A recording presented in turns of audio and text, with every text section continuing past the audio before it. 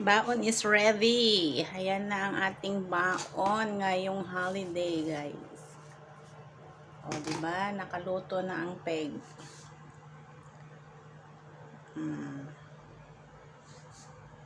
So, ayan ang aming baon. Spaghetti, pansit, sinigang, na hipon na may salmon, tapos one mango, rice, and ito yung soup ng aming sinigang.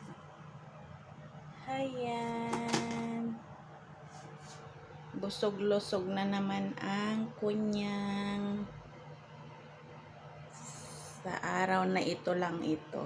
Dahil wala ang aking amo, so nakapagluto. Pero hindi ko budget ito, guys. Budget ng aking kaibigan.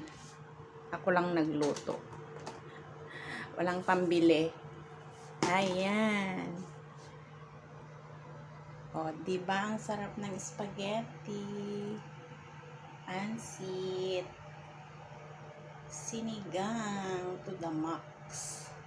Ayan. At may isang mango. At hindi mawawala ang rice is life. O, diba? Kainan na.